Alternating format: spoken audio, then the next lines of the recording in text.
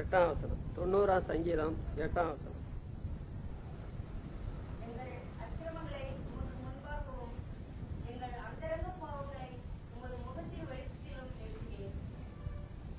நான் வாசித்த இந்த வசனத்திலிருந்து இந்த காலையில பாவங்கள் வெளிப்படுத்தப்படும் என்ற தலைப்பில் உங்களோடு பேச போகிறேன். பாவங்கள் வெளிப்படுத்தப்படும். இஸ்ரவேல் ஜனங்கள் எகிப்தின் அடிமைத்தனத்திலிருந்து யுத்த சன்னரான புருஷர் தான் 6 லட்சம் என்று சொல்லியிருக்கிறது. பெண்களும் பிள்ளைகளும் அதிகம். அது ஒரு பெரிய ஜனசங்கம் என்று சொல்ல வேண்டியது. அவர்களை பற்றி மேன்மையான பல காரியங்களை சொல்லலாம். அவர்கள் கூடாரவாசிகளாக இருந்தும் 32 ராஜாக்களை சங்கரித்து 7 பலத்த ஜாதிகளை துரத்தின மக்கள். ஆனால் அந்த மக்களை பற்றி ஒரு பக்கத்தில் அப்படி சொன்னாலும் அதெல்லாம் தேவன் அவர்களோடு இருந்ததுனால நடந்த காரியங்கள். தேவனை வைத்துக் கொண்டே அவர்கள் செய்த பாவங்கள் சொல்ல போனால் நம்மளை கொலை நடுங்க வைக்கிறது என்று சொல்ல வேண்டியது. இந்த சங்கீதம் மோசே எழுதின சங்கீதம் என்று நாம் அறிவோம். அதில் அவர் சொல்லுகிறதை பாருங்கள். எங்கள் அக்கிரமங்களை உமக்கு முன்பாகவும் எங்கள் அந்தரங்க பாவங்களை உமது முகத்தின் வெளிச்சத்திலும் நிறுத்தினீர். இப்படி அவர்கள் எதிர்பார்த்திருக்க மாட்டார்கள், எண்ணி இருந்திருக்க மாட்டார்கள். ஆனால் அன்புள்ள தேவன் அவருடைய அக்கிரமங்களை அவருடைய பாவங்களை தம்முடைய முகத்தின் வெளிச்சத்தில் அவர் எப்படி நிறுத்தாமல் இருப்பார்? வயிறு வலிக்குது, வயிற்றுக்குள்ள போட்டு பெரிய தொந்தரவே பண்ணுது, ஒரு யுத்தமே நடக்குது வயிற்றுக்குள்ள. ஒரு நல்ல டாக்டர் என்ன செய்யணும்? அதை பார்த்துக்கிட்டு சிரிச்சிட்டு இருக்கக்கூடாது. கத்தி எடுத்து கிழிச்சு அந்த வயிற்று வலி உண்டாக்குறவங்களெல்லாம் எடுத்து அப்படி சரி செய்யறது தானே நல்ல வைத்தியருடைய ஒரு நிலைமை. வேதாகம் வெளிப்படுத்துகிற இறைவன் பரம வைத்தியர். இவங்க அக்கிரமம் செஞ்சுட்டு போறாங்க, பாவம் செஞ்சுட்டு போறாங்க, மறைச்சிட்டு போறாங்க அப்படின்னு விட்டுட்டா இந்த உலகத்திலையும் படாத பாடு விடுவாங்க. வயிற்று வேதனை, வாயு வேதனை, எல்லா வேதனையும் பட்டு அப்புறம் நரகத்திலையும் போய் நித்தியமா வேதனைப்பட்டு போயிடுவாங்க. அதனால அவங்க எதிர்பார்க்கிறாங்களோ எதிர்பார்க்கலையோ, அவங்க விரும்புறாங்களே விரும்பலையோ, இப்படி வெளிப்படுத்தும் போது அவங்க முகம் கோணிச்சுட்டு போனாலும் சரி, அவர் அதை வெளிப்படுத்தியே ஆக வேண்டும். இது உடனே அவர் செய்தார் என்று கிடையாது. இந்த அக்கிரமத்தையும் பாவத்தையும் அவங்க அறிக்கையிட்டு வெளிப்படுத்துவார்களா என்றெல்லாம் பார்த்தா அவங்க செய்ய மாட்டாங்க. அதனால ஒரு நாளில் அவருடைய அக்கிரமங்களையும் பாவங்களையும் அவருடைய முகத்தின் வெளிச்சத்திலே நிறுத்தி போட்டார். நமது பாவங்கள் வெளிப்படுத்தப்படும். என்ன சந்தேகம்? இங்க மோசையே சொல்லிட்டாரு, வெளிப்படுத்திட்டாரு தேவன் என்று சொல்றார். நாம் செய்த பாவங்கள் அது வெளிப்படுத்தப்படும். நடந்ததையோ தேவன் விசாரிப்பா. நீங்க மறந்திருப்பீங்க, உங்க ஞாபகத்துக்கு அதை கொண்டு வந்துருவார். செய்த பாவங்கள் ஒன்ன கூட ஆண்டவர் மறக்க மாட்டார். நீங்க மூடி மறைச்சாலும் சரி. இன்னொன்று செய்கிற பாவங்கள். இப்ப இந்த பிரசங்கத்தை கேட்டுட்டு கூட பாவம் செய்யலாம். அப்படிப்பட்ட ஒரு மோசமான சரியத்து இருக்கிறோம். நம்ம சூழலை எங்க பார்த்தாலும் ஒரே பாவமா தான் தெரியுது. ஒரு வீடு வாடகைக்கு போறீங்க, வேற இடத்துல வீடு கிடைக்கல, சாக்கடை ஓடுற வீட்டுல இடத்துலதான் வீடு கிடைக்குது. என்ன பண்ண முடியும்? ஒரு ரோட்ல உட்கார்ந்து இருக்கிறது மனைவி பிள்ளைகளையும் வச்சுட்டு எப்படியோ பணத்தை கொடுத்து வாடகைக்கு எடுத்து போடுறோம். கொஞ்ச நாளுக்கு நம்ம மூக்க பிடிச்சிட்டு அந்த பக்கம் இந்த பக்கம் போறோம். அப்புறம் மூக்கையும் பிடிக்கிறது இல்ல. இப்ப மூக்குல மாற்றமா சாக்கடையில மாற்றமா? சாக்கடை எப்பவும் ஓடுற சாக்கடை தான். நம்ம மூக்கு அந்த சாக்கடைக்கு ஏத்தபடி மாறிடுச்சு. இது போல இன்றைக்கு நான் வாழுகிற உலகத்துல விசுவாசிகள் விரல் விட்டு எண்ணக்கூடியவங்க, அதிலும் ஆவிக்குரிய மக்கள் என்று சொல்றவங்களும் விரல் விட்டு எண்ணக்கூடியவங்களா இருக்கிறாங்க. நாம சுத்தில எங்க பார்த்தாலும் பாவம் தலைவிரிச்சு ஆடுது. ஆணும் பெண்ணும் பெரியவங்களும் சின்னவங்களும் பாவத்தை பற்றி உணர முடியாம தவிக்கிறாங்க. பாவத்தை தண்ணீரை போல குடிக்கிறாங்க. நாமளும் கூட பாவம் செஞ்சால் என்ன, யாரு பார்த்தா என்று சொல்லி பாவம் செய்யலாம். நீங்க போன காலத்துல பாவம் செஞ்சிருந்தாலும் சரி, இனிமே நீங்க பாவம் செய்ய போனாலும் சரி, அதை நீங்க மூடி வச்சாலும் சரி, இந்த வசனம் சொல்லுகிறது பாவங்கள், பாவம் என்று மாத்திரமல்ல பண்மையில சொல்லியிருக்குது, பாவங்கள் வெளிப்படுத்தப்படும். பைபிளை நான் வாசிக்கும் போது எது பாவம் என்றால், பாவம் என்றால் என்ன என்று கேட்டால், அதற்கெல்லாம் வசனம் சொன்னா இப்ப பிரசங்க நேரம் 1 மணி நேரத்துல முடியாது. அதனால இது நான் சொல்றது பைபிள்ல தான் இருக்குது. ஒருவன் பொருத்தனை செய்து அந்த பொருத்தனையை செலுத்தாமல் போனால் அது அவனுக்கு பாவம். அப்புறம் பிறனை அவமதிக்கிறது பாவம். நன்மை செய்ய அறிந்திருந்தும் அறியாமல் போனால் அது பாவம். அநீதி எதுவோ அதெல்லாம் பாவம். இவ்வளவு விளக்குனா போதும் நினைக்கிறேன் பாவத்தை பற்றி. இதுக்கு இதை விட கூடுதலா சொல்ல வேண்டாம். ஒட்டுமொத்த கருத்தை சொல்ல வேண்டும் என்றால், பாவம் என்று சொல்லும் போது பாவம் என்றால் என்ன என்றால், ஒரே வார்த்தையில மீறுதல். ஏதேன் தோட்டத்தில் அதான் நடந்தது. அந்த மரத்தின் கனியை புசிக்கிறனால நீ சாகவே சாவாய், அதை மீறினார். அதான் மீறுதல் தான் மொத்தமா பாவம் என்று சொல்லுங்க. இந்த பாவம் மனிதர்கள் செய்தார்கள், அது வெளிப்படுத்தப்படும். இனி செய்தால் பைபிள்ல வருது, தன் அக்கிரமங்களில துணிந்து நடக்கிறவன் வருது. அது பாவம்னு தெரியும், அது தப்புன்னு தெரியும்.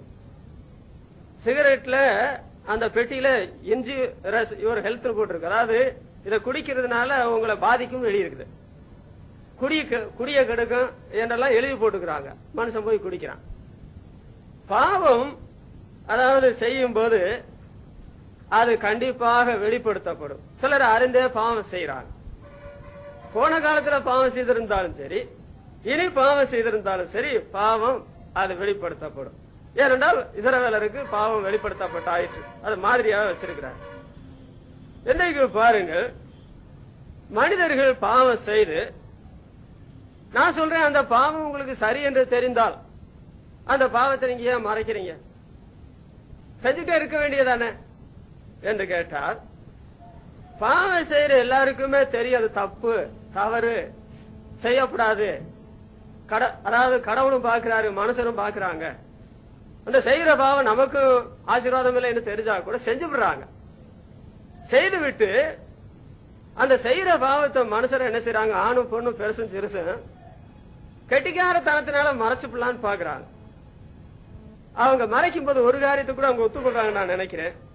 ஏசாயா தீர்க்கதரிசியின் புஸ்தகம் 29ஆம் அதிகாரம் 15 வசனத்துல தங்கள் ஆலோசனையை கர்த்தருக்கு மறைக்கும்படிக்கு என்று வருகிறது. அவங்க ஆலோசனை செய்யறத தப்பு, அந்த ஆலோசனையை கர்த்தருக்கு மறைக்கும்படிக்குன்னு சொன்னா, பாவம் செய்து மறைக்கிற யாரா இருந்தாலும் சரி, அவர்களுக்கு ஒரு தேவன் உண்டு. அந்த தேவன் தங்களுடைய பாவத்தை பார்க்கிறார் என்று சொல்லி தெய்வ நம்பிக்கையற்ற நிலைமையில பாவம் செய்கிறதும் இல்லை, பாவத்தை மறைக்கிறதும் இல்லை. ஒரு தேவன் உண்டு, நாங்க பாவம் செய்யறோம், நாங்க அந்த தேவனுக்கு மறைச்சிருவோம் அப்படின்னு நினைக்கிறாங்க போலதான் தெரிகிறது. ஆனால் தேவன் ஒருவர் உண்டு. என்ன சந்தேகம்? பைபிள் ஆரம்பிக்கிறதே, கடவுளுடைய வசனம் ஆரம்பிக்கிறதே, ஆதியில தேவன் வானத்தையும் பூமி சிருஷ்டித்தார். முதல் மனிதனை ஆதாமை உண்டாக்கினார் என்று கிறிஸ்தவங்க மாத்திரமல்ல, சினிமாக்காரன் ஒத்துக்கிட்டான், மற்ற தெய்வ நம்பிக்கை உள்ளவனும் ஒத்துட்டான். அவர் என்ன செய்கிறார்? எரேமியா தீர்க்கதரிசியின் புஸ்தகம் 23ஆம் அதிகாரம் 23, 24 வசனத்துல, நான் தூரத்துக்கு மாத்திரமா தேவன், சமீபத்துக்கு தேவன் அல்லவா? நீ இங்க இருந்தாலும் சரிப்பா, நீ அங்க இருந்தாலும் சரி, யாவனாகிலும் அல்லது யாவலாகிலும் நான் காணாதபடிக்கு தன்னை ஒளித்துக் கொள்ள கூடுமா? என்ன பாவம் செய்தாலும் அந்த பாவத்தை நான் காண்கிறேன். ஒரு தேவன் உண்டு என்று உங்களுக்கு தெரியும், அதனாலதான் நீங்க பாவம் செஞ்சுட்டு மறைக்க பாக்குறீங்க. யாவனாகிலும் யாவலாகிலும் தன்னை நான் காணாதபடிக்கு ஒளித்துக் கொள்ள கூடுமா? கூடாதுன்னே சொல்றார். எரேமியா தீர்க்கதரிசியின் புஸ்தகம் 49ஆம் அதிகாரம் 10ஆம் வசனத்தில் என்ன பார்க்கிறது தெரியுமா? நான் ஏசாவின் மறைவிடங்களை வெளிப்படுத்தி போடுவேன். ஏசா தகப்பனாருடைய ஆராய்ச்சிக்கு இடம் கொடுக்காதவர், அதற்கு அப்பாற்பட்டவர். தன்னுடைய சொந்த சகோதரனான யாக்கோபுடைய ஆராய்ச்சிக்கு அப்பாற்பட்டவர், ஆராய்ச்சிக்கு இடம் கொடுக்காதவர். ஆனால் ஏசாவே, தேவன் உனக்கு அப்பாற்பட்டவரா? அவர் ஆராய்ச்சி பண்ண நீ இடம் கொடுக்க மாட்டாயா? ஏசாவினுடைய மறைவிடங்களை வெளிப்படுத்தே ஓடுவார். 139ஆம் சங்கீதம் 11-12 வசனங்கள் வாசிக்கும் போது, அதாவது உமக்கு இருளும் வெளிச்சமும் சரி, நான் எங்கே ஓடுவேன்னு அப்புறம் மேல உள்ள வசனத்துல சொல்றேன். ஒரு தேவன் இருந்தால் அந்த தேவன் தூணிலும் இருப்பார், துரும்பிலும் இருப்பார் என்பது உண்மை என்றால், அந்த தெய்வம் நாம் செய்கிற எந்த காரியத்தையும் அவர் பார்க்க மாட்டார், அவருக்கு தெரியாது, அவருடைய அறிவுக்கு நான் பின்னால செஞ்சுட்டேன், தந்திரமா செஞ்சுட்டேன் என்று மாத்திரம் நினைக்காதீங்க. தேவன் பாவத்தை பார்க்கிறார், அவருக்கு ஒழிக்க முடியாது. பாருங்கள், மனிதன் தன் பாவத்தை மறைக்க உதவுகிற எத்தனைகள் என்ன? பாவத்தை மறைக்கிறான்ல, அவன் பாவத்தை மறைக்கிறதுக்குள்ள எத்தனைகள் என்ன இருக்கிறது என்று பார்த்தால், யோபுவின் புஸ்தகம் 31ஆம் அதிகாரம் 33ஆம் வசனத்துல, ஆதாமை போல பாவத்தை மடியில போட்டு மறைத்தேனோ என்று அங்க கேள்வி எழுப்பப்பட்டிருக்கிறது. மடியில போட்டு பாவத்தை மறைக்கிறது, மடி எங்க இருக்கும்? முன்னாலையில இருக்குது. அதுல போட்டு பாவத்தை மறைக்க முடியுமா? சொல்லுங்க. தேவன் தம்முடைய மடியில் இருக்கிற ஒரே பேரான குமாரனையே வெளிப்படுத்தினார் என்று பைபிள் சொல்லுகிறது. தெய்வம் மடியை கொடுத்தவருடைய நோக்கம் அதுக்கல்ல. நீங்க அதுல போட்டு பாவத்தை போட்டு மறைக்காதீங்க. தேவன் மடியை கூட கவனிக்கிற ஒரு ஆண்டவராக இருக்கிறார். இன்னொன்று, மனிதர்கள் பாவத்தை மறைக்கிற எத்தனைகள் என்ன தெரியுமா? 2 சாமுவேல் 12ஆம் அதிகாரம் 12ஆம் வசனத்திலும், யோபுவின் புஸ்தகம் 24ஆம் அதிகாரம் 5ஆம் வசனத்துல வாசிக்கும் போது, நீ ஒளிப்பிடத்திலே அதை செய்தாய் என்று சொல்றார். ஒரு விபச்சாரக்காரன் என்ன செய்யறான்?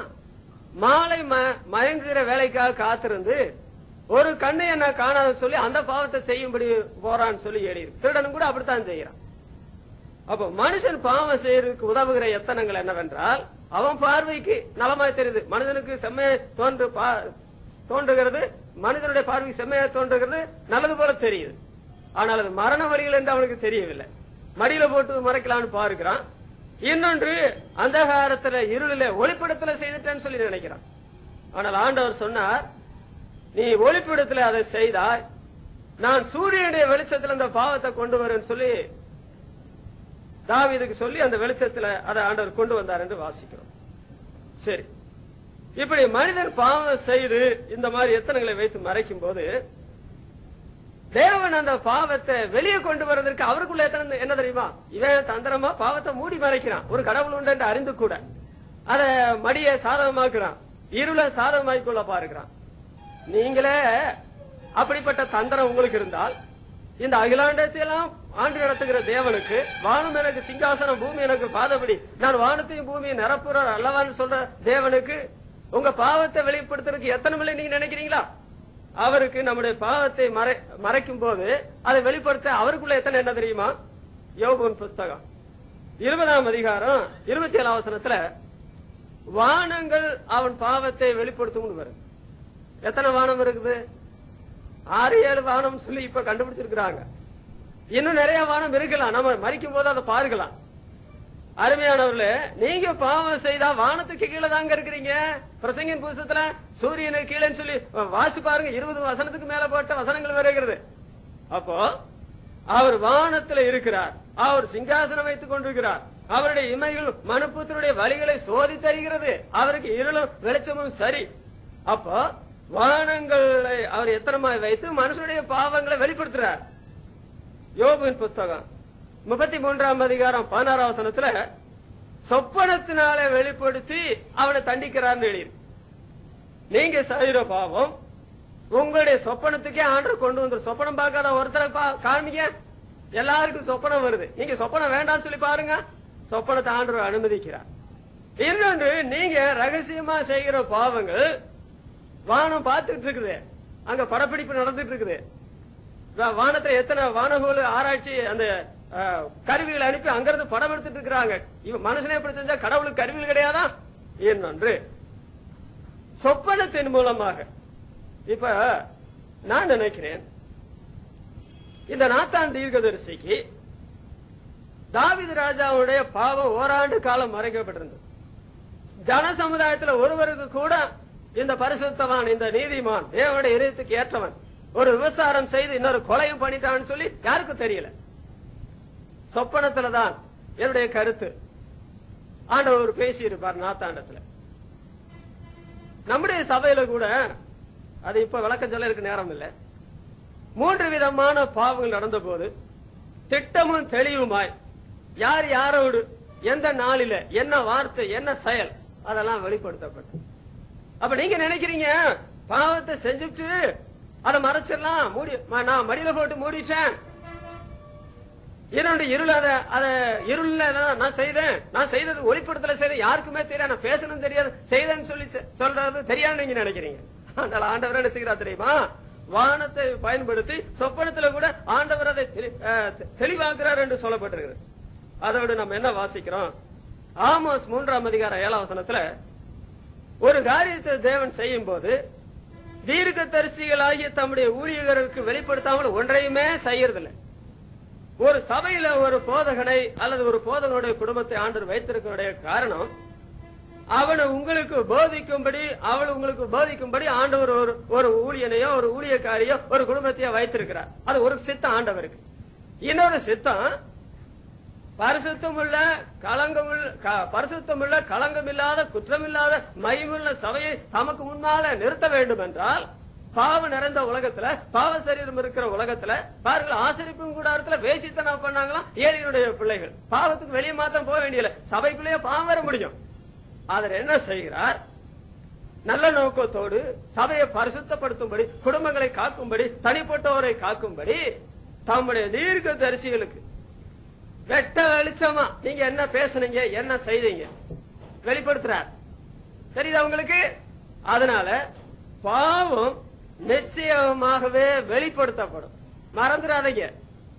இன்றைக்கு நீங்க பாவத்தை ஆண்டவர் வெளிப்படுத்தும் போது அறிக்கை பண்ணிட்டீங்கன்னா நல்லது. உங்களுக்கு ஆரோக்கியம் இருக்கும், உங்களுக்கு ஆசீர்வாதமா இருக்கும், பல்லாண்டு வாழ்வீர்கள். உங்களுடைய ஆவிக்குரிய வாழ்க்கைக்கு ஒரு விதமான தடையும் கிடையாது. ஆனால் நீங்க என்னதான் பிரசங்கம் பண்ணுங்க, சபை மக்கள் என்னெல்லாம் பரிசுத்தமா இருங்க, நான் சபை கூட்டத்துக்கு வந்து நான் பாவத்தை மறைப்பேன், விசுவாசியா இருந்துட்டு கூட நான் பாவத்தை மறைச்சிட்டு இருப்பேன் அப்படின்னு சொன்னா சில காலங்கள் அது சரியா இருக்கலாம், உங்களுடைய காரியங்கள் கூட ஜெயமா இருக்கிறது போல தெரியலாம். ஆனால் நான் வாசித்த தலைப்பு வசனத்தினுடைய வெளிச்சத்துல அது கடவுளுடைய வசனமா இருந்தால், ஒரு தேவன் இருக்கிறார் என்பது உண்மை என்றால், நான் பிரசங்கம் பண்ணுகிறது சத்திய வசனமா இருந்தால், உங்களுடைய பாவம் வெளிப்படுத்தும் போது அது உங்களுக்கு பெரிய வெட்கத்தையும் அவமானத்தையும் துக்கத்தையும் நிந்தையும் கொண்டு வந்துடும்.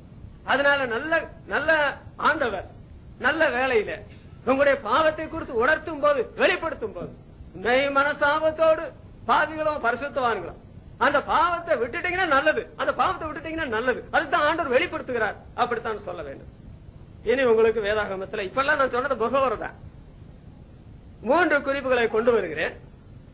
தேவன் எப்படி பாவத்தை வெளிப்படுத்துகிறார், என்ன நல்ல நோக்கத்தோடு, அதற்கு பரிகாரம், அதை சொல்லி நான் முடிக்கிறேன். முதல் வேத பகுதி 1 ராஜாக்கள் 14ஆம் அதிகாரம் 5ஆம் வசனம் 6ஆம் வசனம். 1 ராஜாக்கள் 14:5-6.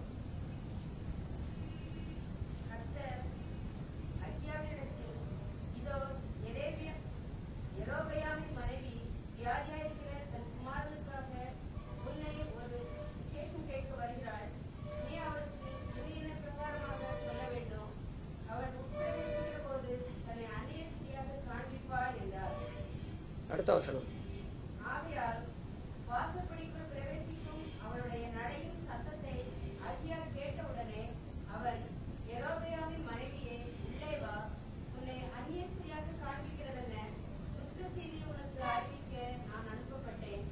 பாருங்கள், இந்த 2 வசனங்களிலே இந்த எரேபெயாம் அவனுடைய பாவம், அவனுடைய மனைவியின் சுயத்தன்மை,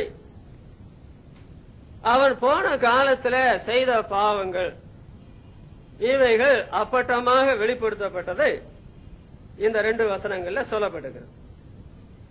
இந்த அதிகாரம் 1 முதல் 18 வசனங்கள் வாசிக்கும் போது இந்த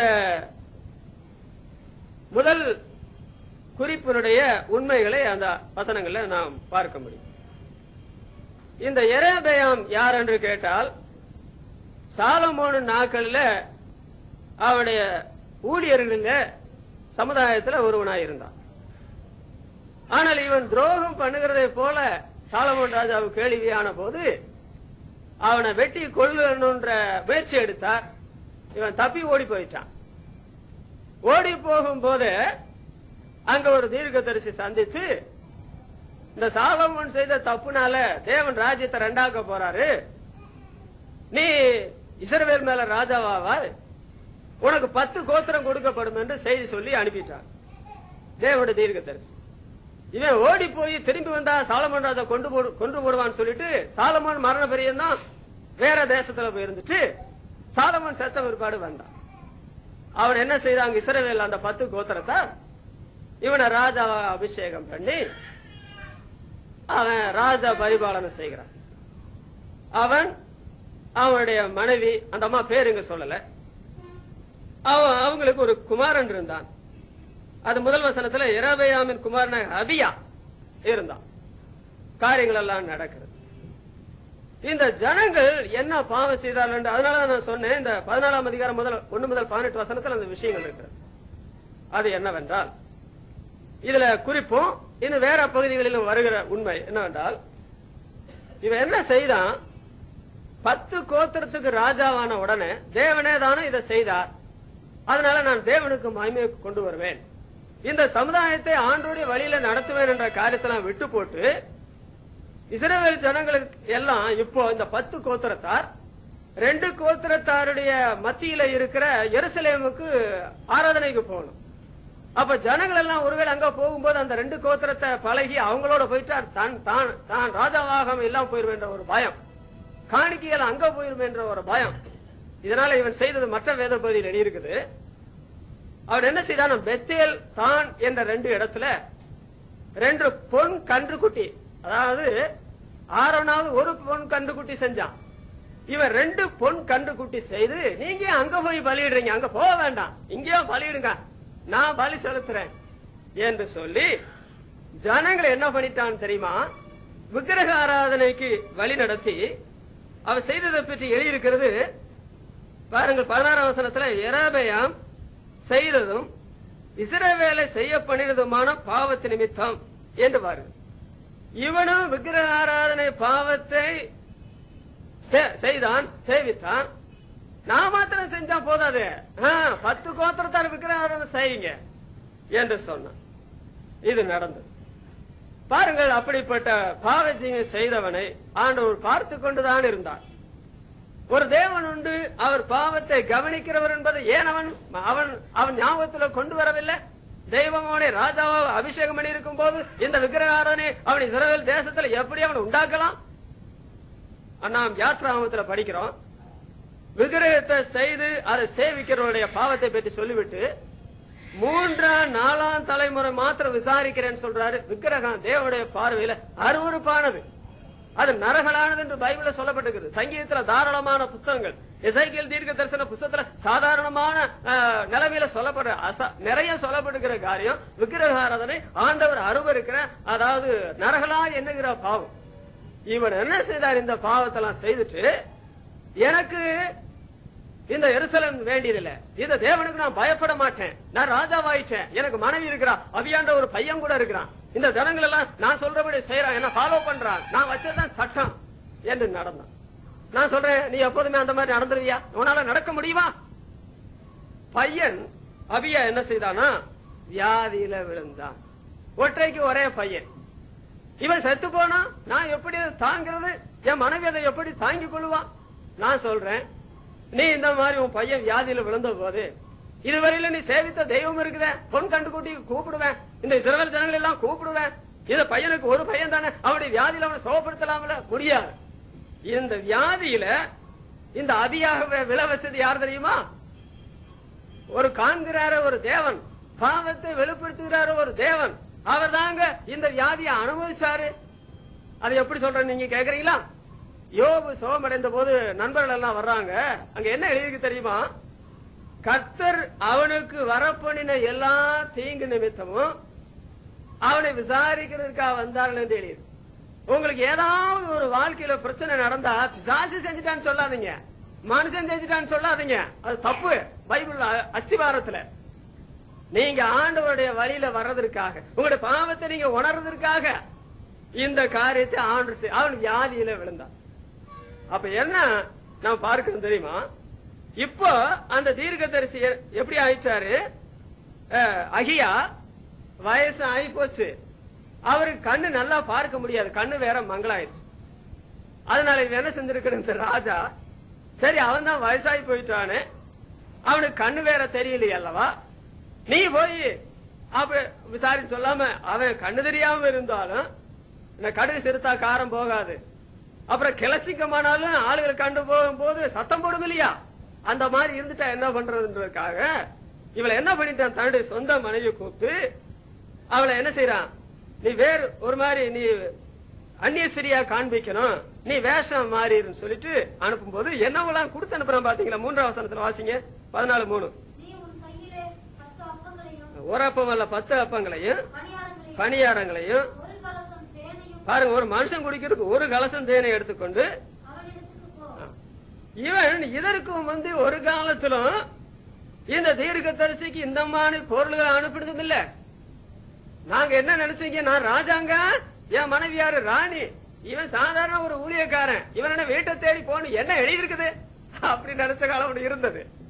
ஆனா இப்போ ஆண்டவர் அந்த ஊழியக்காரனை கனப்படுத்துகிற முகமாய் பிரச்சனை வந்த போது ஒரு அந்நிய ஸ்திரிய போல காண்பிக்கிறதுக்காக எல்லாத்தையும் எடுத்துட்டு போறான். இவ போகும்போது அவனுடைய மனசுல என்ன இழந்துக்கணும் நினைக்க, அவன் கிழவர் கண்ணு தெரியாது, அதனால நான் போகும்போது அவருக்கு என்ன கண்டுபிடிக்க முடியாதுன்ற மாதிரி மற்ற ஆட்களோடு இந்த தேவனுடைய தீர்க்கதரிசி ஒப்பிட்டு தான் அவள் போனார். ஆனால் ஆண்டவர் என்ன சொல்லிட்டாரு தெரியுமா? முதல்ல சொல்லிட்டாரு, இதை எரேபியாமின் மனைவி வியாதியா இருக்கிற தன் குமாரனுக்காக ஒரு விசேஷம் கேட்க வருகிறாள், நீ அவளுக்கு என்னென்ன பிரகாரமா சொல்ல வேண்டும், அவள் உள்பிரவேசிக்கிற போது தன்னை அந்நிய ஸ்திரியாக காண்பிப்பார். ஆண்டவர் இவள் உள்ள வர்றதுக்கு முந்தைய சொல்லிட்டார். அப்ப காரியம் புரிச்சுட்டார். கர்த்தர் இதை சொல்லாமல் இருந்தால், இவர் வயசாயிட்டாரு, கண்ணு வேற மங்களா இருக்குது, ஒண்ணும் தெரியாது. ஆனா கர்த்தர் அந்த தீர்க்கதரிசி இடத்துல அந்த பெண்ணு வர்றதுக்கு முந்தைய ஒரு அந்நிய ஸ்திரியாய் காண்பிப்பாள். அவ உள்ள பிரவேசித்தால இல்லையோ என்ன வாசிக்கிறான், அவனுடைய நடையின் சத்தத்தை அகியா கேட்ட உடனே அவன் எரேபியாவின் மனைவியை உள்ளே வா, உன்னை அந்நிய ஸ்திரியா காண்பிக்கிறது என்ன, துக்க செய்தியை உனக்கு அறிவிக்க நானும் அனுப்பப்பட்டேன். இவர் எந்திரிச்சு இந்த செய்தியை இவர் சொல்ல போலான்னு பெறப்பட்டு இருக்கும்போது அந்த அம்மா தேடி வந்துட்டான். இப்போ இவளுக்கு ஒரு பெரிய ஸ்டன் ஆகி போச்சு, என்னடா அது, நாம அந்நிய ஸ்திரியா காண்பிக்க நினைச்சோமே, வேஷம் மாறி வந்தோமே, இந்த வயசானவராச்சு கண்ணு மங்களானவருக்கு இவர் இதுக்கு எப்படிக்கு தெரியும்? அப்புறம் அந்த அம்மா புரிஞ்சிருப்பாங்க, அவர் தேவனுடைய தீர்க்கதரிசி, ஆண்டவர் சொல்லி இருப்பாரு என்று சொல்லி அப்புறம் அவர் அங்க பேச ஆரம்பிக்கிறதா தொடர்ந்து வசனங்களை பார்க்கிறோம். இந்த தீர்க்கதரிசி நான் சொன்னே, கடுகு சிறுத்தாலும் காரம் போகாது, அப்புறம் கிழட்டு சிங்கமா இருந்தாலும் அது உருமுறதுல ஒண்ணும் குறையாது. இவர் என்ன செய்தார் தெரியுமா? வாலிபத்துல எப்படி பிரசங்கம் பண்ணி இருப்பாரோ அது போன்ற ஒரு தனி நபருக்கு கடுமையான பிரசங்கம். இதற்கு முந்தி இந்த மாதிரி கடுமையான பிரசங்கம் பண்ணியிருந்தா அந்த அம்மா இவரை எடுத்து அடிச்சாலும் அடிச்சிருப்பாங்களா, ராஜா விட்டு தண்டனை கூட சொல்லியிருப்பாங்க. இப்ப பிரச்சனை, ஒரு சில வேற சொல்லி விட்டு இருக்கிறாரு, புள்ள செத்து போயிடுவான் போல தெரியுது, என்ன பண்றது? அந்த செய்தி எதிர்க்கவும் முடியல. இந்த அம்மா என்ன செய்தாங்க தெரியுமா? அவர் செய்தி சொன்ன உடனே மனசுல துக்கம் அதிகமாகி பாரம் அதிகமாகி அவங்க வர்றாங்க. அந்த தீர்க்கதரிசி என்ன சொன்னார் எழுதி தெரியுமா? நீ பட்டணத்துல பிரவேசிக்கும் போது கால் வச்ச உடனே பையன் செத்து போயிடுவான். அப்புறம் என்ன செய்வாங்க? ஜனங்கள் எல்லாரும் சேர்ந்து துக்கம் கொண்டாடுவாங்க. ஆண்டவர் சொல்றாரு, அவன் ஒருவனே, இந்த அகியா மாத்திரம்தான் இந்த குடும்பத்துல எனக்கு, அதாவது ஒரு நல்ல மனுஷனா இருந்தான், அவன் மாத்திரம்தான் கல்லறையில சேருவான்னு சொல்லி சொன்னார். அப்புறம் நிறைய சொன்னார், அதை நான் பின்னால் சொல்றேன். இந்த அம்மா மனப்பாடம் வந்தாங்க, என்ன நடக்க போகுதுன்னு சொல்லி வந்தா. அந்த பட்டணத்துக்கு காலம் மிதிச்சாங்களே இல்லையா, பையன் செத்து போயிட்டான் என்று சொல்லும் போது அதை பேணி வைக்கிறது, அதை மறைக்கிறது என்று சொல்லுகிறது.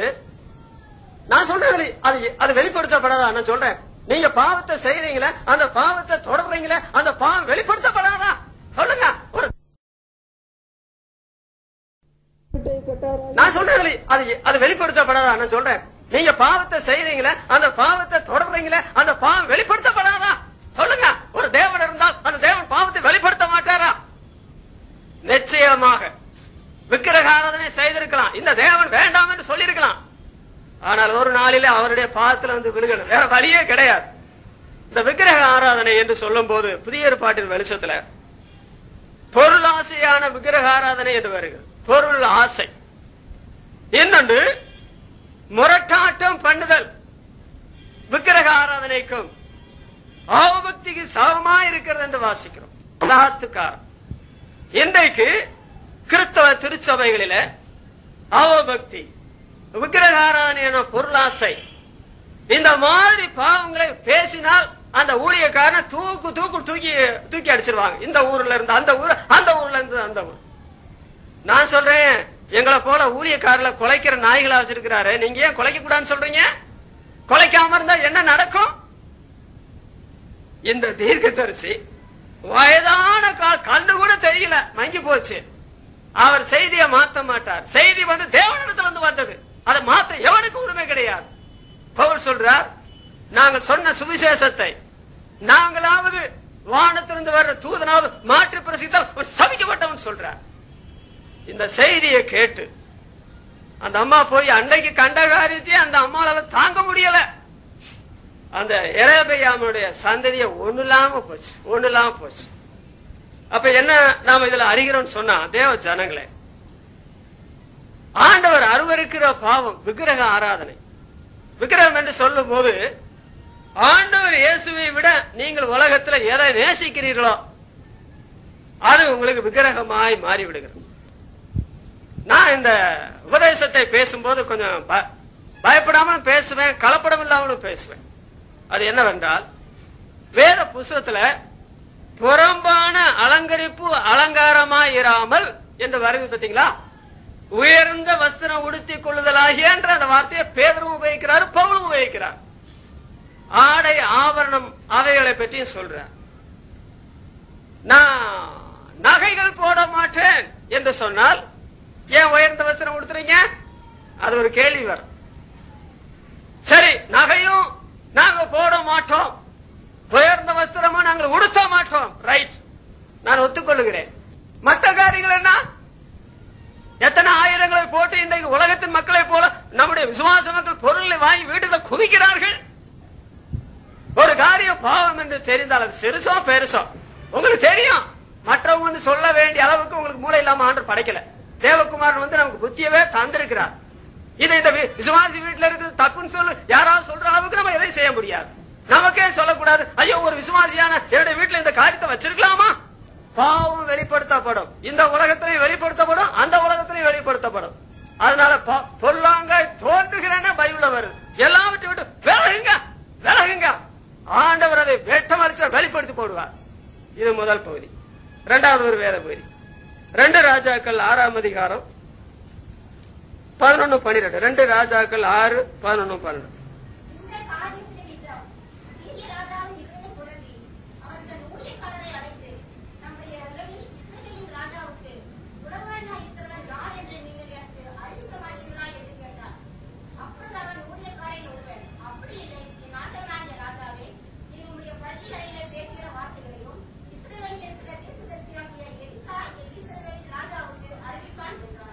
இங்க பாருங்க, அசீரியா ராஜா சனகரிவு ஆட்களை கூட்டிக் கொண்டு இஸ்ரவேல் ஜனங்களை அழிச்சிடணும், அதுக்கு ஆலோசனை பண்ணி முயற்சியும் பண்றான்.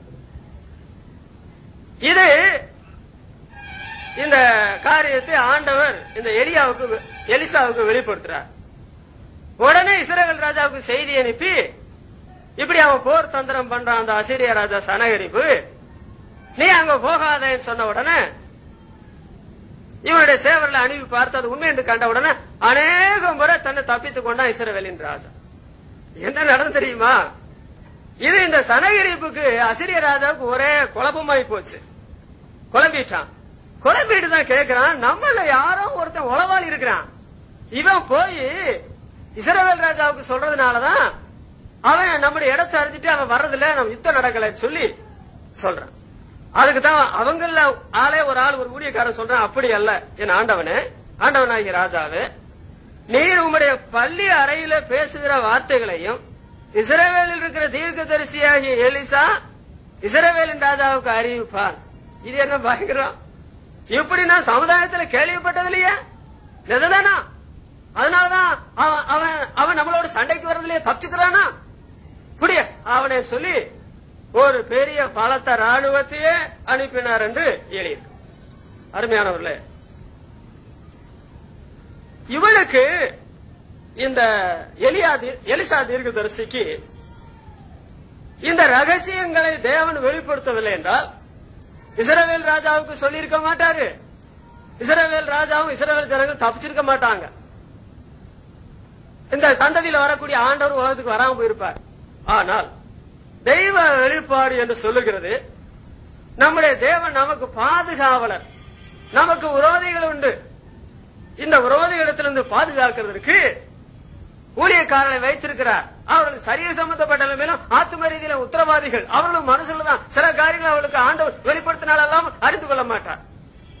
ஆண்டவர் வெளிப்படுத்தின உடனே இவர் என்ன செய்கிறார்? ராஜாவுக்கு சொல்லி ராஜா தன்னை தப்பித்துக் கொண்டார் என்று வாசிக்கும். புறஜாதிக்காரன், அவனுக்கு தெரியாது. நான் பள்ளி அறையில பேசுற காரியத்தை கூட அந்த தீர்க்கதரிசி அறிந்து கொள்ளுவான், அதை போய் இஸ்ரவேல் ராஜாவுக்கு சொல்லுவான் என்று சொல்லி தெரியாது. காரணம் அவனுக்கு வேதம் தெரியாது. நீங்களும் நானும் வேதம் படிச்சிருக்கிறோமே.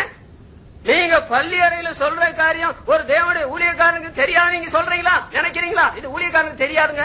நீங்க யாருக்கு ஊழியக்காரன் சொல்லாதீங்கன்னு நீங்க சொல்ற அன்னைக்கே கூட வந்து ஆளுங்க சொல்லிடுவாங்க. அல்லது அன்னைக்கே ஆண்டு சொப்பனத்துல சொல்லுவாங்க, இன்ன குடும்பம் இன்ன தனிநபர் உன்னை பற்றி இந்த காரியம் பேசுறாங்க சொல்லிட்டாங்கன்னா எப்படி இருக்கும்? அப்படித்தான் நடந்தது. அருமையானவர்களே, இந்த வெளிப்படுத்தல் ஏற்பட்டதுனால நடந்த காரியம் என்ன தெரியுமா? தெய்வம் வெளிப்படுத்தாமல் இருந்தால் இஸ்ரவேல் ராஜா கொல்லப்பட்டிருப்பான். இவன் என்ன செய்வானா? கெட்டிக்காரன் சொல்லி பெருமை அடிச்சிருப்பான். யாரு? இந்த சனபகிரி ராஜா, அசிரிய ராஜா. ஆனால் இந்த தெய்வ வெளிப்பாடு பாவத்தை வெளிப்படுத்தப்பட்டதுனால ஒன்று, ராஜா ராஜ்யம் காக்கப்பட்டது, இஸ்ரவேல் மக்கள் காக்கப்பட்டார்கள். ரெண்டு, இவன் என்ன செய்துட்டான்? அசிரிய ராஜா ஒரே குழப்பமா குழம்பி போயிட்டான். இது என்ன பாவம் என்றால், இந்த பாவத்தை ஆண்டவர் வெளிப்படுத்தினாரு, இந்த சனகரிப்பு பாவத்தை, அது விரோத மனப்பான்மையான பாவம்.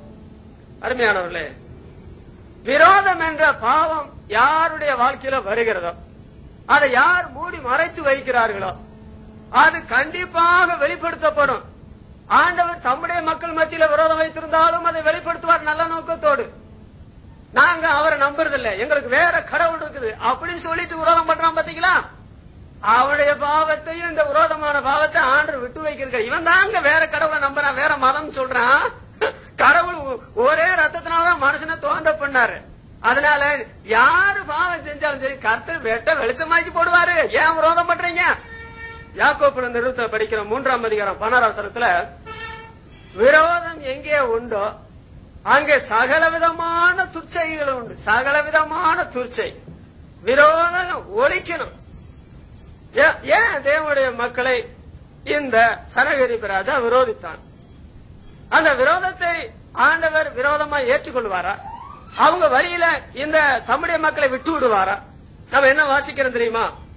என்னாகுமா 23ஆம் அதிகாரம் 23ஆம் வசனத்துல, யாக்கோபுக்கு விரோதமான மந்திரம் இல்லைன்னு சொல்லி, மந்திரம் பண்ணி விரோதம் பண்ணிட முடியாது.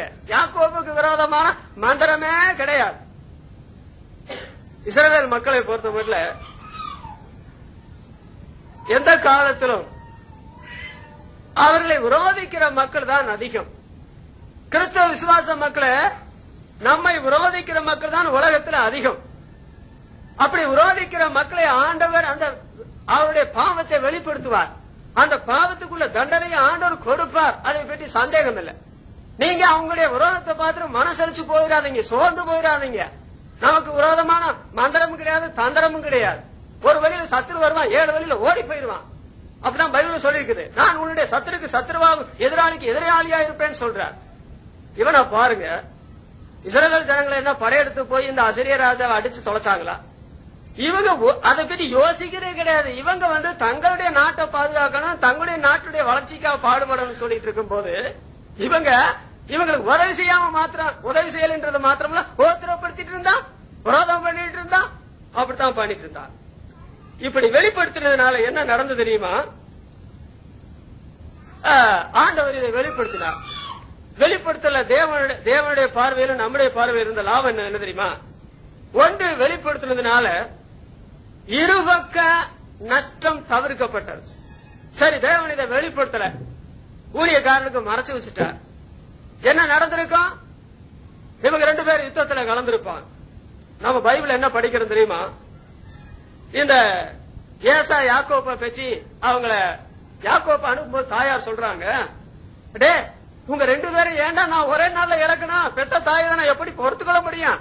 ஒரு சகோதரனுடைய அந்த விரோதம் தனி வரைக்கும் ஓடி போயிரு அப்படின்னு சொல்லி அந்த அம்மா அனுப்புனா. 20 வருஷம் அங்க போயிருந்தாரு. திருப்பி வரும்போது தாயார் அவங்க இறந்து போயிட்டான்.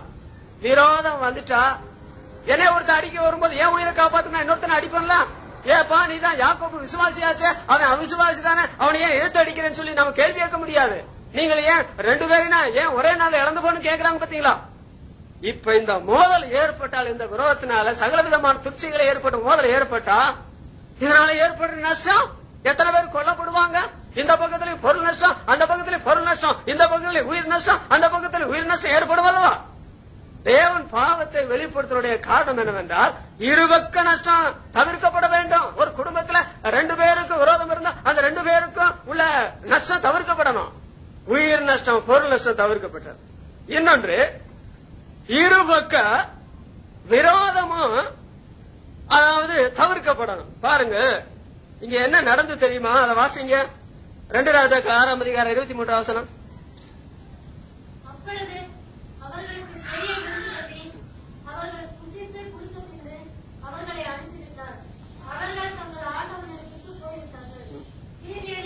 சீரியரின் தண்டுகள்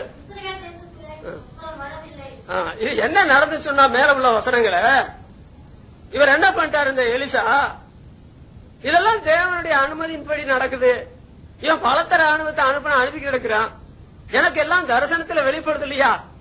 அதனால ஆண்டவரே இவர்களுக்கு எல்லாருக்கும் கண்மயக்கம் உண்டாக்கணும் சொல்லி சொன்னார். எல்லாரும் கண்ணுதான் திறந்துட்டு இருக்குது. ஆனா அவங்க ஊருக்கு போக தெரியல. இவர் கூட்டிட்டே போறார். இவர் தான் இப்ப தலகருத்தர், ஊழியக்காரர் தலகருத்தர் ஆயிட்டார். பட்டணத்துக்குள்ளே வந்துட்டாங்க. ராஜா சொன்னா நல்ல வேலையா போச்சு, பட்டணத்துல கொண்டு வந்துட்டு சத்துருக்களை பட்டயத்தை எடுத்து வெட்டி போடுறேன். சரின்னு சொல்லல. ஏப்பா நீ போய் இவங்களை சிறப்பிடிச்சிட்டு வந்தா நீ அவங்கள வெட்டலாம், நீ போய் அவங்கள சிறப்பிடிச்சிட்டு வரலையே, நான் தானே கூட்டிட்டு வந்தேன், எல்லாருக்கும் விருந்து கொடு என்று சொன்னா அந்த பலத்த ராணுவத்துக்கு விருந்து கொடுக்க எவ்வளவு பணம் செலவு பண்ணிருக்கணும். ஆட்டடி மாட்டடின்னு சொல்லி நல்ல ஒரு விருந்து நல்லா திங்கிறாங்க, மூக்கு பிடிக்க திங்கிறாங்க. திண்டு முடிஞ்ச உடனே அவங்களெல்லாம் தெரிய போய் ராஜாட்ட சொன்னாங்க, ஐயோ இப்படி செஞ்சுட்டாங்களே, நாம அவர்களை விரோதிக்கும் போது நமக்கு நன்மையா செஞ்சுட்டாங்க, நன்மை அதாவது தீமையை நன்மையில வெண்ணிட்டாங்களே, நம்ம மேல அக்கினி தலை போட்டாங்களே, இப்படிப்பட்டவங்களுக்கு நம்ம விரோதம் செய்யலாமா? இனி ஒருபோது நம்ம அங்க போக வேண்டாம், நமக்கு வேணும்னா வேற ஆளுக போய் அடிச்சு கொண்டு பொருளையும் பணத்தை எடுக்கலாம், இந்த இஸ்ரவேல் மக்கள் மத்தியில போக வேண்டாம், அந்த தண்டுகள் பின்னால வரவே இல்லை என்று. அருமையானவர்களே, பாவத்தை ஆண்டவர் வெளிப்படுத்துகிறது. பாவம் வெளிப்படுத்தப்படும் என்று சொன்னா ஒன்னும் பயந்துடாதீங்க. பாவம் வெளிப்படுத்தப்படும் சொல்லும் போது ஏன் பயப்படுறீங்க? நீங்க பாவம் வெளிப்படுத்துறதுனால உங்களுடைய மனைவிக்கு ஆறுதல், உங்களுடைய புருஷனுக்கு ஆறுதல், உங்களுடைய பிள்ளைகளுக்கு ஆறுதல், நீங்கள் இருக்கிற திருச்சபைக்கு ஆறுதல், நீங்கள் இருக்கிற சமுதாயத்துக்கு ஆறுதல். பாவத்தோடு வாழ்றதுனால குடும்பம் ஒண்ணுதான் போயிடும், பிள்ளைகள் தாறுமாறா போயிடுவாங்க, திருச்சபை கேடுகட்ட சபையா போயிடும், மார்க்கம் சீரழிஞ்சு போயிடும், சமுதாயம் சிறுகிட்டு போயிடும். இருபக்க நஷ்டம் தவிர்க்கப்பட்டு விரோத மனப்பான்மை ஒளிந்து போயிட்டு பாவத்தை உள்ளத்துல வைத்துக் கொண்டிருக்கிற வரையில பிசாசியா உள்ளத்துல வச்சு கொண்டிருக்கிற மாதிரிதான் அர்த்தம். இந்த தீர்க்கதரிசி பள்ளி அறையில நடக்கிற காரியங்களை கூட வெளிப்படுத்தப்பட்டது. கூட்டத்துக்கு வருகிறவர்களே, நீங்க வர்றது ரொம்ப சந்தோஷம். சபையில மக்களே, நீங்கள் கூட்டத்துக்கு வர்றது சந்தோஷம். சபைக்கு வருகிறவங்களே, இன்னும் நீங்க சபையில ஐக்கியப்படலாம் கூட நீங்க கூட்டத்துக்கு வரப்பட்டு நாங்க சந்தோஷப்படும், உங்களை கனப்படுத்துறோம். பாவத்தோடு வந்தா என்ன பிரயோஜனம் சொல்லுங்க? அது என்ன அர்த்தம் இருக்குது? அப்ப நீங்க கேட்கிற பிரசங்கமா? நீங்க நம்புற தெய்வம் தெய்வமா? தேவனுடைய பிரசங்க இருக்குதா உள்ள? அப்படிதான் கேட்கணும். தேவ பிரசனம் தேவனுடைய சமூகத்தில் இருந்தா ஒரு முகங்குப்புற வந்து தன் பாவத்தை அறிக்கிடுவான்னு சொல்லி அதாவது 1 கொரிந்தியர் 14ஆம் அதிகாரத்தில் சொல்லப்படுகிறது. ஒரு ஜீவனுள்ள தேவன் இருந்தார், அவர் பாவத்தை வெளிப்படுத்தக்கூடிய சக்தி உள்ள ஆண்டவராக இருந்தார். முகங்குப்புற வந்து பாவத்தை பாவம் என்று அறிக்கையிட முடியாதா? அந்த அளவுக்கு மனசு கல்லா போச்சா? அப்படித்தான் கேட்கணும். அப்ப இங்க பள்ளி அறையில நடக்கிற காரியத்தை கூட யார்கிட்ட வெளிப்படுத்தினாரு? ஒரு தீர்க்க தரிசிட்டு சொல்லிட்டார். அது இல்லைன்னு சொல்ல முடியுமா? சொல்லுங்க, அது இல்லைன்னு சொல்ல முடியுமா? உண்மைதான். நான் பள்ளி அறையில சொன்ன காரியத்தான் தீர்க்க தரிசி ஒரு வார்த்தை விடாம சொல்லிட்டான்னு சொன்னா அது வெக்கமா இல்ல, அவமானமே இல்லது. ஏன் முதல்ல அப்படி செய்திருக்கணும்? அப்படித்தான் கேட்கணும். இது 2வது குறிப்பு. 3வது ஒரு குறிப்பு கூட சொல்றேன். பாவம் வெளிப்படுத்தப்படும். அப்போஸ்தலர் 5:3-4. அப்போஸ்தலர் 5:3-4.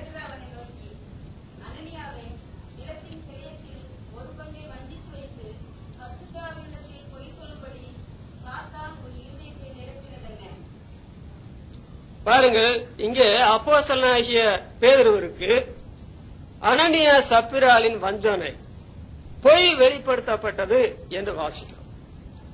சபையின் ஆரம்ப காலத்துல அப்பதான் சபை உண்டாயிருக்குது. சபையில நிறைய தரித்திரர்கள். இன்னொன்று, ஊழியம் விரிவா நடக்கிறதுக்கு ரொம்ப பணம் தேவையா இருந்தது. சட்டத்திட்டங்கள் ஒன்றுமே இல்லை அப்போ. ஆனால் அவர்கள் பணத்தை பணம் என்று பாராமல் கொடுத்தார்கள். அதுவும் பத்தலைன்னு சொல்லி வரும்போது நிலங்கள் வீடுகள் உடையவர்கள் ஆண்டு வந்துட்டு அது வேற எடுத்துட்டு போயிருவான்னு சொல்லி விற்று கொண்டு வந்து அப்போஸ்தலருடைய பாதத்துல வச்சாங்க. அவங்கதான் அப்படி செய்யணுமா, நாங்க செய்யக்கூடாதா அப்படின்னு சொல்லி ஒரு மானசீக உணர்வு தூண்டப்பட்டு நிலத்தை வித்து அவங்க அதுல பாதிய வஞ்சித்து வைத்து பேதரிடத்துல வந்து போய் சொல்லி இவ்வளவுக்கு தான் வித்தோம் என்று சொல்லி கூட்டு பொய் சொல்லிட்டார். இது எப்படி தெரியும் பேதுருவுக்கு? 1 கொரிந்தியர் 14ஆம் அதிகாரம் 30ஆம் வசனத்துல ஒருவனுக்கு வெளிப்படுத்தப்பட்டிருந்தால் என்று பவுல் அங்கே குறிப்பிடுகிறார். இதை ஆண்டவர் தான் பேதுருவுக்கு சொன்னார். அவங்க 2 பேரும் வராங்க பாத்தியா? அவங்க ரொம்ப நல்லகுடி மாசனம் போல வர்றாங்க. கிராமத்து பாசையில பேசுறேன், நல்லகுடி மாசனம் போல வர்றாங்க. பாதியை வச்சிட்டு வச்சிருக்காங்க. உங்ககிட்ட வந்து பொய் சொல்ல போறாங்க, நீ நம்பிராத. அப்படி சொன்ன உடனே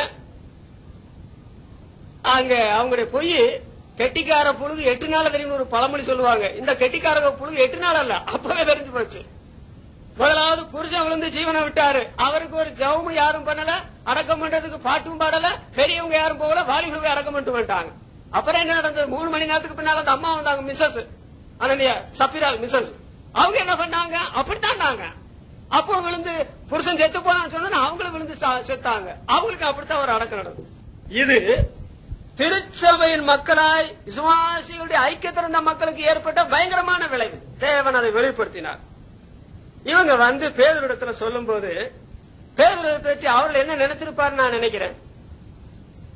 அப்படின்னு சொன்னா யாரை பற்றி நினைச்சிருப்பாங்க? பாவத்தை மறைக்கிற காரியத்துல அகியா அவர் வயசாயிட்டாரு, கண்ணு தெரியல, அப்படித்தான் அவன் நினைச்சா ராஜாவுடைய மனைவி. எலிசா அவன் என்ன, அவனுக்கு என்ன பெரிய உலகத்துல ஸ்தாபனம் இருக்குது, கஞ்சிக்கு செத்த ஆளு அப்படின்னு சொல்ற அளவுக்கு தான் அவருக்கு ஒரு நிறுவனம் இல்லாத ஊழியம் செஞ்சுட்டு இருக்கிறார். ஆனால் ஆண்டவர் அவருக்கு தான் வெளிப்படுத்தினார். இப்ப என்ன வாசிக்கிறான்? பேரு அவரு நம்மள போல ஒரு ஆளு தானே நினைச்சாங்களோ? உண்மைதான், விசுவாசிகளான எல்லாரும் சமத்துவம் உடையவர். நம்மள போல ஆளுன்னு அவங்க நினைச்சிருக்கலாம். ஆனால் நான் சொல்றேன், அவங்கள போல ஒரு ஆள் அல்ல அவர். சபையில ஆளுகைகளை தேவன் ஏற்படுத்தினார்னா ஆளுகை செய்யறவங்களும் விசுவாசிகள் ஒண்ணா?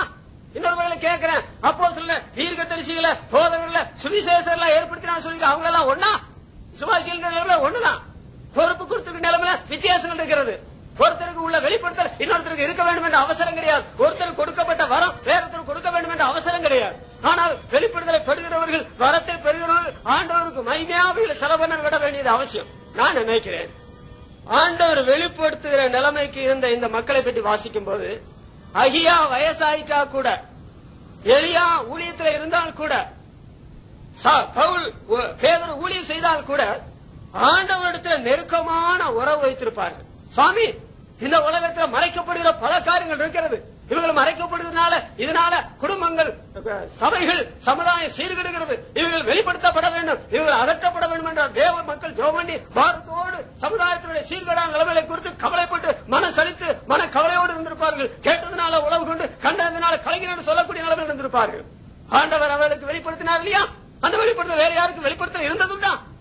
இங்க பாருங்க, அவர் சாதாரண மனிதர்கிட்ட அவங்க நினைச்சிருப்பாங்க. ஆனா அவர் சாதாரண மனிதரா? 2 கொரிந்தியர் 10ஆம் அதிகாரம் 3ஆம் வசனம் 4ஆம் வசனத்துல பவுல் எழுதுறாரு. இந்த பேதுருவையும் கூட மனசுல வச்சிருந்திருப்பாரு. என்ன தெரியுமா? நாங்கள் மாம்சத்திலே நடக்கிறவளா இருந்தால், மாம்சத்தின்படி போர் செய்யறவளெல்லாம் எங்களுடைய போராயுதங்கள் அரண்களை நிர்மூலமாக்கத்தக்க தேவபலம் உள்ளவைகளா இருக்கிறது. கிறிஸ்துவுக்கு விரோதமாய் எழும்புகிற எந்த மேட்டுமே நிர்மூலமாய் கிறிஸ்துவுக்கு கீழ்படிய சிறைப்படுத்தவளா இருக்கிறோமே சொல்லி எழுதுறாரு இல்லையா?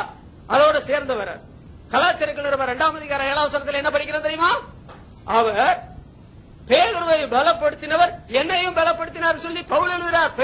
பவுலை ஆண்டவர் எடுத்துக்கொள்வதற்கு தெரிந்து கொள்வதற்கு முந்தி பேதுரு தாங்க ஆண்டவருக்கு வல்லமையான காரியங்களை செய்தான்.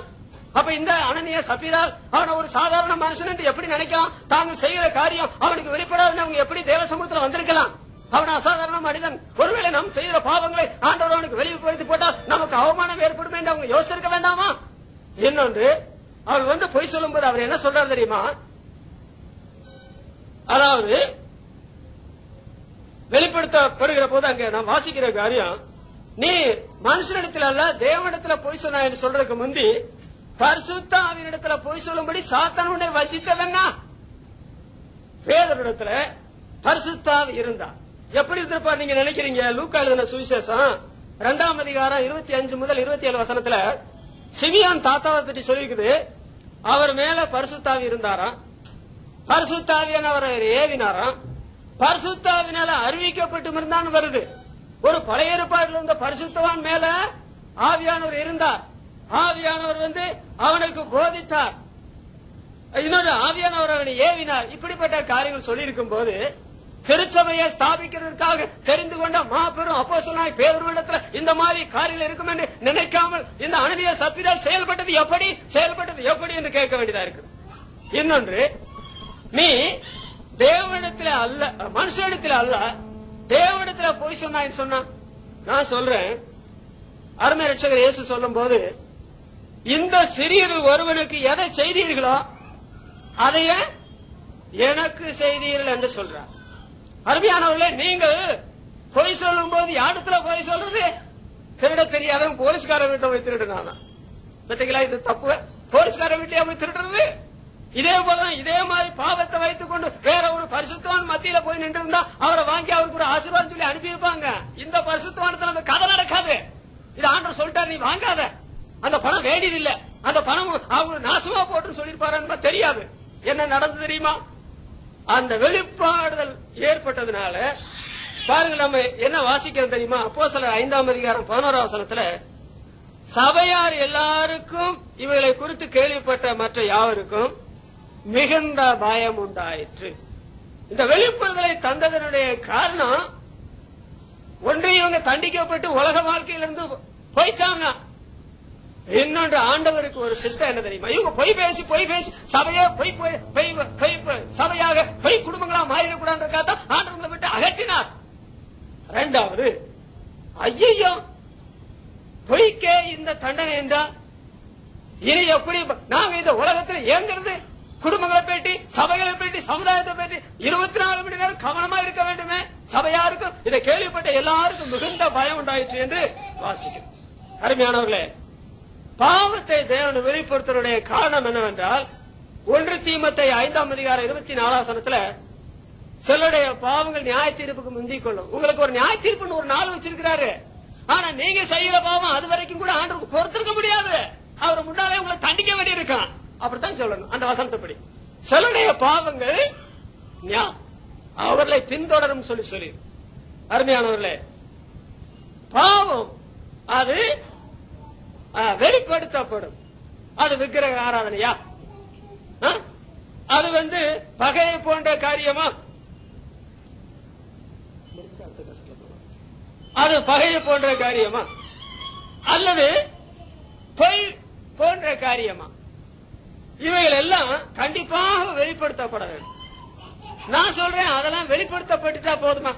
நான் இன்னொரு வகையில கேட்கிறேன், இவையெல்லாம் வெளிப்படுத்த விட்டுட்டால் போதுமா? இது எப்படி இருக்குன்னு சொன்னா, வெளிப்படுத்தி அப்படி விட்டுட்டு போயிட்டா, ஐயோ வயிறு வலிக்குதே, நான் எத்தனை நாள் இந்த கஷ்டத்தை படுறதுன்னு சொல்லி கதற ஒரு பெண்ணையோ பையனையோ டாக்டர் பிடிச்ச அறுத்து கருத்து போட்டு அவர் வாட்டில போயிட்டாருன்னு வச்சுங்க, என்ன ஆகிறது? ஐயோ அது எப்படி சகிக்கிறது? ஒரு நாள் அது முடியாது. அப்போ ஆண்டவர் இதை வெளிப்படுத்தி இதற்கு ஒரு பரிகாரம் செய்யணும் இல்லையா? இதற்கு ஒரு பரிகாரம் வேண்டாமா? அதற்குத்தான் சங்கீதம் 32:1 நம்ம என்ன படிக்கிறோம் தெரியுமா? வாசிக்கிறோம், எவனுடைய அக்கிரமம் மன்னிக்கப்பட்டதோ, எவனுடைய பாவம் மூடப்பட்டதோ அவன் பாக்கியவான். அருமை இரட்சகராகிய இயேசு பாவத்தை வெளிப்படுத்துகிறவர், இன்னொன்று பாவத்தை மூடுகிறார். உங்களுடைய பாவம் விக்கிரக ஆராதனையா? உங்களுடைய பாவம் விரோதமான மனப்பான்மையா? உங்களுடைய என்ன சொல்றது, உங்களுடைய பாவம் பொய்யா? ஏதா இருந்தாலும் சரி, அவர் வெளிப்படுத்திட்டாரு. அப்படித்தான் சொல்ல, வெளிப்படுத்திட்டாரு. அவருடைய முகத்தின் வெளிச்சத்தை நிறுத்திட்டாரு. இனி உங்களால் அதை மறக்க முடியாது. பாருங்கள், தாவீது ராஜா 51 சங்கீதம் ஆண்டவர் அவனுக்கு பாவத்தை வெளிப்படுத்துற பிற்பாடு எழுதின சங்கீதம். என்ன சொல்றான் தெரியுமா? என் பாவம் எப்பொழுது எனக்கு முன்னால இருக்கிறது, எப்பொழுது எனக்கு முன்னால இருக்கிறது, நான் என்ன செய்யட்டும் இந்த பாவத்தோட? இது தொலைய மாட்டேங்குத. அதற்குத்தான் அவர் பாவத்தை மூடுகிறவர். அருமை இரட்சகர் இயேசு பாவத்தை மூடுகிறவர். முதல் மனுஷன் என்ன செஞ்சான் தெரியுமா? அவன் பாவத்தை மூடுனா எதை வச்சு? அத்தியிலைகளை தைத்து. அது எத்தனை நாளைக்கு அந்த பாவத்தை மூட முடியும்? கையில் அடிச்ச உடனே விரிஞ்சிரும் இல்லையா? அப்புறம் அவனை தைக்கிறது எத்தனை நேரம் தச்சு கிடக்கிறது. அதனால ஆண்டவர் ஒரு மிருகத்தை கொண்டு என்றைக்குமாகவே அவனுடைய நிர்வாகம் தெரியாதபடி மூடினார் இல்லையா? இதுதான் பரலோகத்தின் தேவன் 2000 வருஷ காலத்துக்கு முன்பு சிலுவையில தம்முடைய குமாரனை அவருடைய சரீரத்தை கலிக்க உப்பு கொடுக்கும்படி மறித்து இன்றைக்கு அவரே நம்முடைய மூடலாக மாறுகிறார். உங்களுடைய பாவம் வெளிப்படுத்தப்பட்டு அது மூடப்பட்டதா? அது மன்னிக்கப்பட்டதா? எவனுடைய அக்கிரமங்கள் மன்னிக்கப்பட்டதோ, எவனுடைய பாவம் மூடப்பட்டதோ அவன் பாக்கியவான். இந்த பாவம் வெளிப்படுத்தப்பட்டு மன்னிக்கப்படுறவங்கிட்ட அப்புறம் நீங்க விக்கிரகாரம் செய்யுங்க, அப்புறம் விரோத மனப்பான்மை செய்யுங்க, அப்புறம் பொய் பேசிட்டே திரும்பி சொன்ன ஐயோ அதிக கேடானது ஒன்று வராத நான் இனி பாவம் செய்ய மாட்டேன், அந்த பெண்ணுக்கு பின்னால போக மாட்டேன், அந்த பையனுக்கு பின்னால போக மாட்டேன், அந்த கெட்ட வீட்டுக்கு பின்னால போக மாட்டேன், அந்த கெட்ட புஸ்தகத்துக்கு பின்னால போக மாட்டேன். ஐயோ, பாவத்தை பற்றி ஒரே வெறுப்பு ஏற்படும். சரி, இவ்வளவெல்லாம் நடந்த பிற்பாடும் நீங்க பாவத்தை மறைச்சிட்டே இருந்தா, இன்னும் நீங்க பாவத்தை விட்டு விட இஷ்டம் இல்ல, விட மாட்டீங்க அப்படின்ற நிலைமை இருந்தா ஆண்டவர் என்ன பண்ணுவார் தெரியுமா? ஒருவேளை எல்லாருக்கும் இதே மாதிரி வெளிப்படுத்தப்படுறது மாதிரி செய்யாமலும் ஆண்டவர் விட்டுருவார். சரி, வச்சுக்கிறதானே செய்யற, வச்சுக்கோ அப்படின்னு விட்டுட்டா காரியம் முடிஞ்சிடும் நீங்க நினைக்கிறீங்களா? யோபுவின் புஸ்தகம் 20ஆம் அதிகாரம் 11ஆம் வசனத்துல வாலிப பிராயத்திலே அவனோடு சேர்ந்து பாவம் மண்ணுக்குள்ள படுத்துக் கொள்ளுமா. சங்கீதம் 25:7 படிக்கிறோம். அப்புறம் என்ன வாசிக்கிறோம்? ஒரு வசனம் கூட வாசிட்டு முடிச்சிருவோம். ஏசாயா தீர்க்கதரிசியின் புஸ்தகம் 66:24 படிங்க. ஏசாயா 66:24.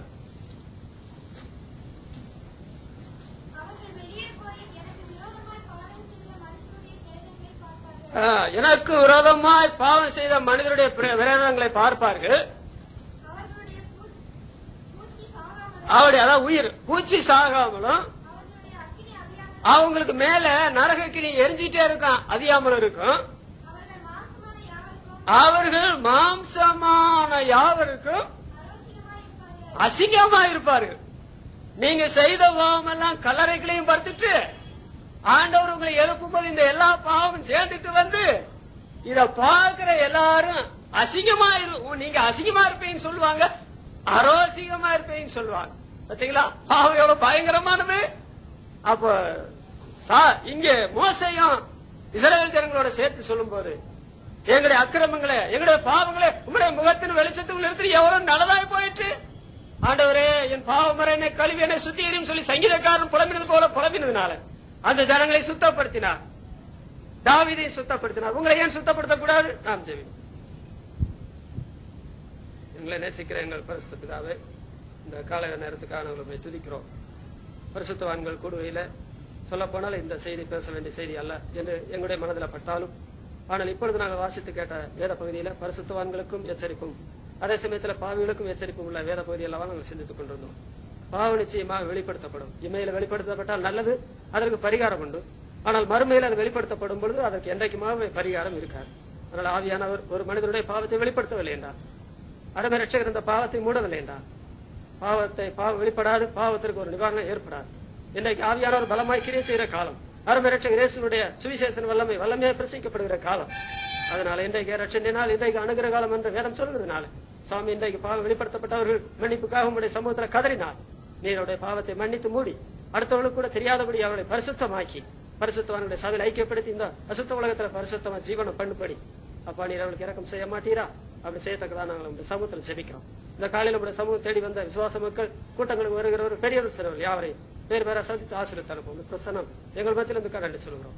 வீட் பரிணாமத்தில் வேண்டுகிறோம் பிதா. ஆமே. என் ஆத்மாவை கர்த்தரை ஸ்தோத்திரி, என் மேல உள்ள மேயருடைய பிரசனத்தை ஸ்தோத்திரி. என் ஆத்மாவை கர்த்தரை ஸ்தோத்திரி, அவர் செய்த சகல உபகாரங்களை மறவாதே.